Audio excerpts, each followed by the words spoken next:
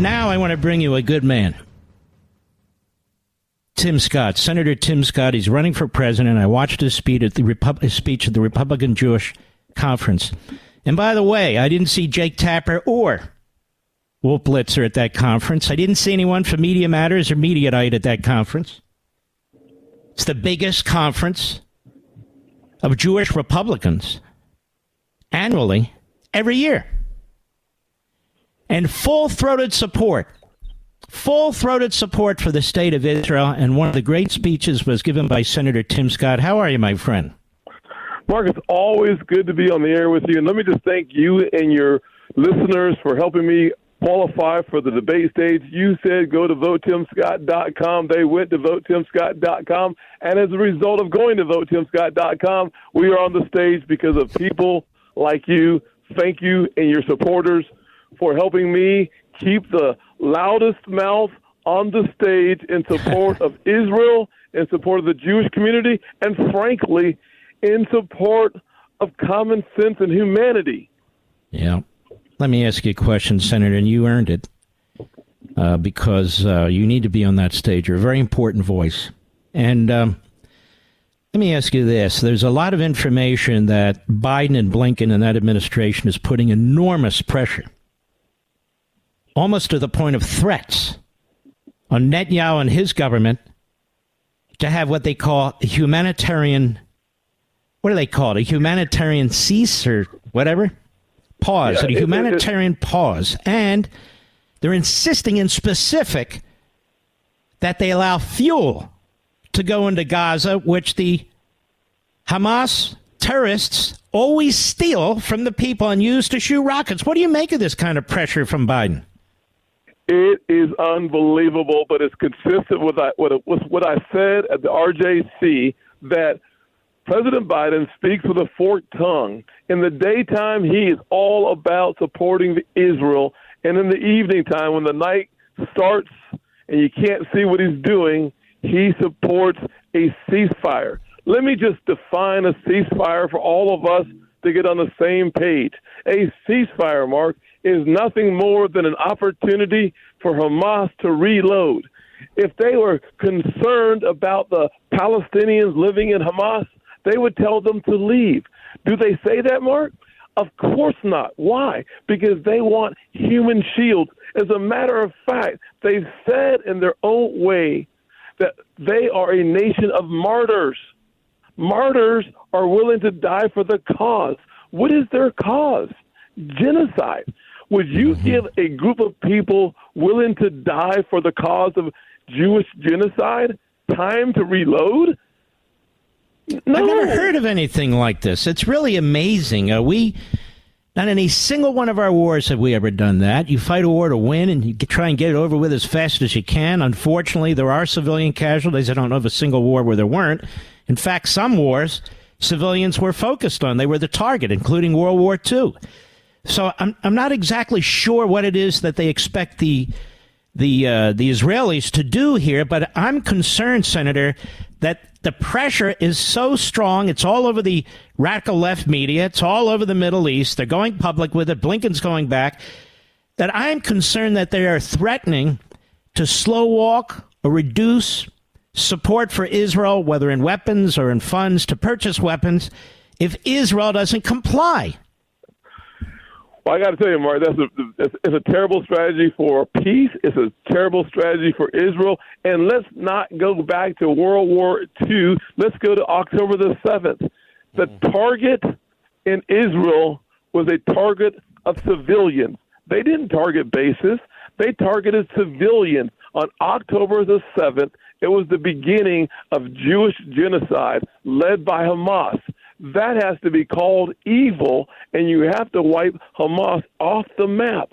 In order to achieve that goal, we have to do what Prime Minister Netanyahu said earlier. He has to have free reign to go in, finish this war. It is the most humane thing to do, is allow Israel to achieve their objective as quickly as possible, as effectively as possible, and by doing so, you'll save as many lives as possible.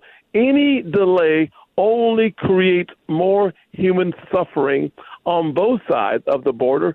But most importantly, the only responsible response to an attempt at Jewish genocide, the only responsible response to terrorism is to wipe the evil off the map.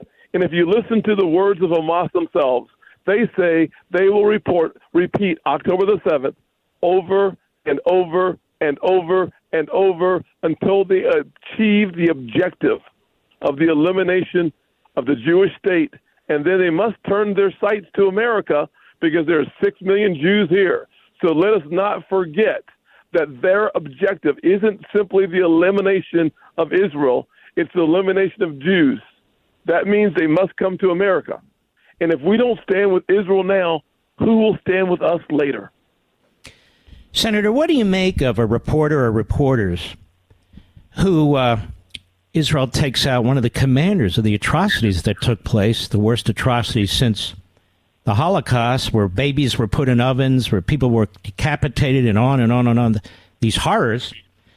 Reporters, or a network, a so-called news network, they raise questions about Israel taking out one of the commanders of this atrocity and say, well, was it worth it given the number of civilians who died? And we don't even know, he says, how many civilians died, but was it worth it? What kind of a question is that, Senator? You know, it's one that we should not even try to answer. Here's what we know.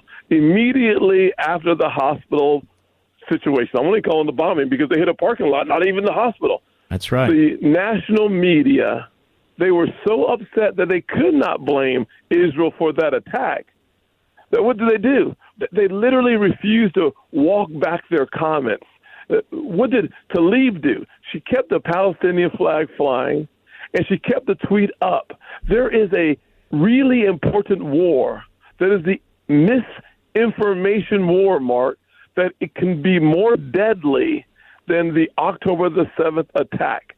If we watch this cancer in the media spread, we could see more human carnage, more deaths, more suffering as a result of the misinformation campaign. And I'm going to tell you this.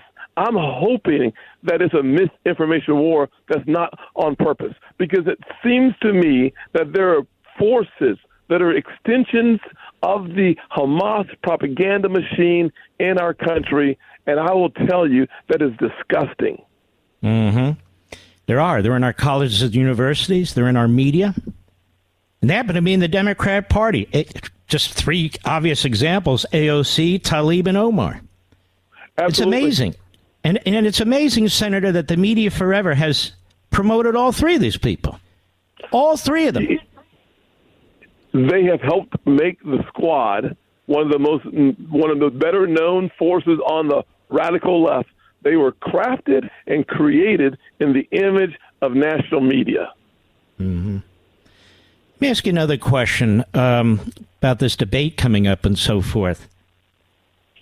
I was listening to all the speeches at the Republican Jewish Conference, but one of them was different than the rest in this sense. Ramaswamy. He talks about an iron dome of diplomacy. When he called me a couple of months ago, because I thought his comments about Israel were outrageous, he said that he wants the cultures in the Middle East to assimilate, one among many, and we should get out of there, and that should be the goal. Is this guy drinking something? What the hell is he talking about? I have now no longer understand the definition of assimilation. And yeah, exactly. Mark, it's devastating to hear the Iron Dome of democracy. Here's what I meant of diplomacy. Here's the thing that we must understand. There are 400 million people surrounding the nation of Israel. Somewhere between 8 and 11% of those folks would like to see, at the minimum, see Israel eliminated. When you see the latest poll, I saw this recently. There's a poll from Lebanon, where it was published recently. 80% of the Lebanese respondents supported Hamas's October 7th attack. Mm-hmm. How do you assimilate? You don't. How do you acclimate? How do you not insulate and defend yourself with the most advanced technologies available on the planet to protect your citizens, to protect your wives, your mothers, even your mother-in-laws? You've got to protect them all. That is unconscionable for us to find ourselves in a situation where we're telling 9 million people to assimilate to the will and the whims of 400 million, of which... Yeah, it's idiotic. Let me ask you one more question. It's ridiculous. I know you got to go. And it's this. The House Republicans have proposed a straight-up bill, like bills used to be without all the Christmas ornaments on the tree there. And they said, all right, let's get whatever, it's $14.5 billion to the state of Israel as quickly as we can. Let's take it out of this preposterous effort by the Democrats and the Biden administration, and unfortunately some Senate Republicans, to fund 87,000 new IRS agents. We're in the middle of a war. They're in the middle of a war. We have our own issues that we have to deal with here. Nobody wants more IRS agents. That's not top of the line, except the Democrats and Biden. And the media and Biden. Biden says he's going to veto it. The media agrees with them 100%, and then they use the Biden spin, which is the Republicans are playing games. Who's playing games around here, Senator? Well, Mark, you hit the nail on the head. Bottom line is a very simple bottom line. It is the media and the Biden administration that wants to backpedal away from 100% clear support of Israel. Here's the fastest path to standing shoulder to shoulder with no daylight with Israel. Pass a standalone bill supporting Israel, nothing else, no distractions, and why not pay for it with the resources from an agency that every American that I know doesn't like, the IRS. 87,000 enforcement agents, costing the taxpayers $42 billion to pay for people to spy on their accounts. Where does that make sense? It must be an alternate universe where Mark Levin and Tim Scott simply don't exist, because we can't imagine a better plan than to support Israel and to support American small businesses with fewer investigations. And don't think that because you're an American taxpayer, you're a tax cheat. That's exactly what the far left wants us to believe about small business. But this is not about small business. This is simply about, can we not support Israel with a standalone package where there's overwhelming support on the left, overwhelming support on the right, overwhelming support in the House, overwhelming support in the Senate. The President of the United States is afraid of his radical left. He's afraid of the anti-Semites in his own party. Mm-hmm. That's my opinion. I think you're right, Senator. Ladies and gentlemen, I've come to really like Tim Scott. I've gotten to know him. He is, as he sounds, a straight-up guy. He's a solid conservative, man of faith. And if people want to help you, Senator, where do they go? They can chip in at votetimscott.com, votetimscott.com. Mark, thank you for standing for truth. Thank you for calling out the radical media. I grew up in a day where the Mark Levins of this world were the men who carried common sense in their heads and compassion in their hearts, but they had a fierceness about standing for right. They had a fierceness about standing for justice. I want to be that kind of American. Every American should be celebrating not just your story, but our story. The story of America is standing up against hate and not supporting it like we're seeing on the radical left. Thank you, Mark. God bless you, sir. You be safe. You be safe out there, and we look forward to hearing more from you. You take care of yourself, Tim. God bless you, sir. You too.